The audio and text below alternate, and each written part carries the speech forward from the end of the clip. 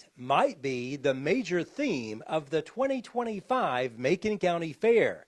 Still, that did not stop fair goers from across our area from visiting.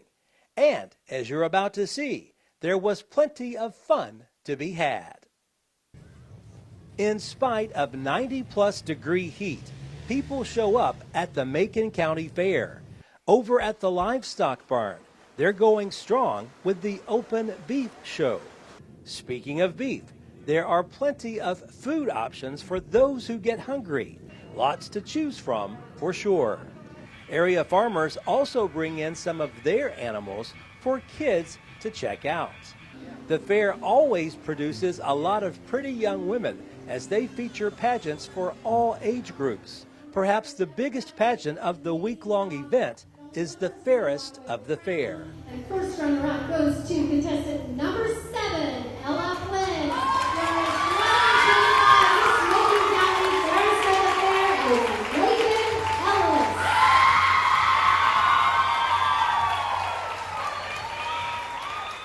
Of course, a lot of people spend time at the track. The junk car races, for example, seem to get more popular each year.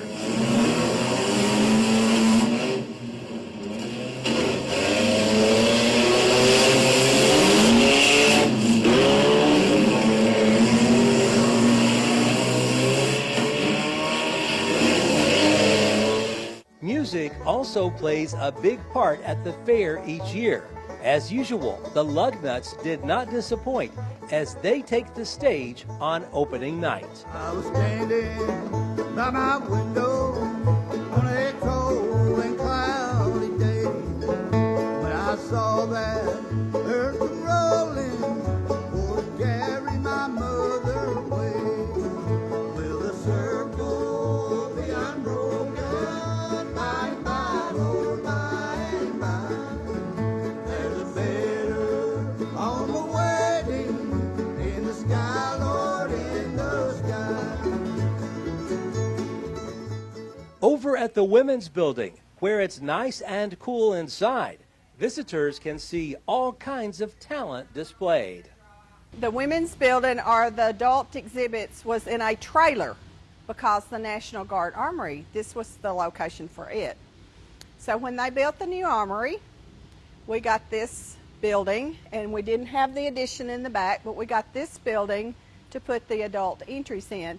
And when I started, I don't know, in the 80s, bringing things to the fair a long time ago. Winona Claiborne says she's worked at the fair for close to 25 years. She thinks the quality inside the Women's Building this year is as good as ever. I feel real good about what we have this year. It has spread out nice. I think we have some, and a lot of what we have is very nice items. We may not have as much in some areas, but what we do have is really good quality work. She says the biggest setback she faces is simply the location of where the Women's Building is located on the fairgrounds site. The worst problem we have is people coming down here because we're not close. It is hot outside, and so we laugh about my building being so far, and I think that's because we inherited this building. And so all the other buildings were built in a cluster together.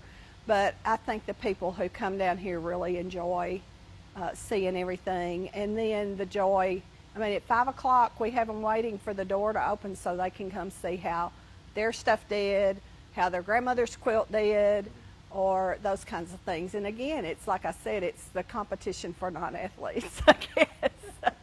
Claiborne says they've also started a pretty cool tradition at the Women's Building. This is a quilt, and this will be our 4th, maybe our 5th quilt. So 7 or 8 years ago, we started a category in the fair that's called a quilt square. There are specifications to size, and that's the only specification. So colors, whatever anybody wants, no pattern requirements.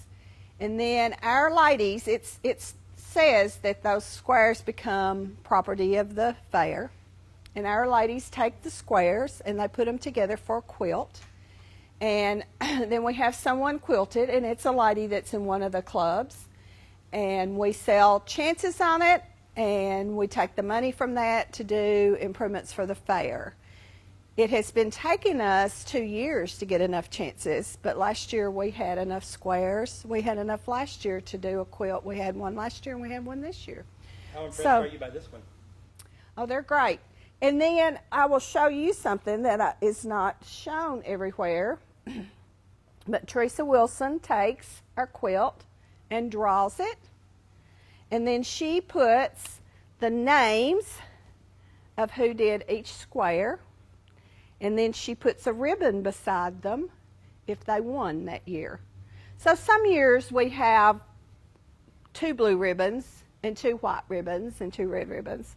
But this is, she'll draw this out from the quilt, and then she writes everybody's name, and so we have a history of the quilt also.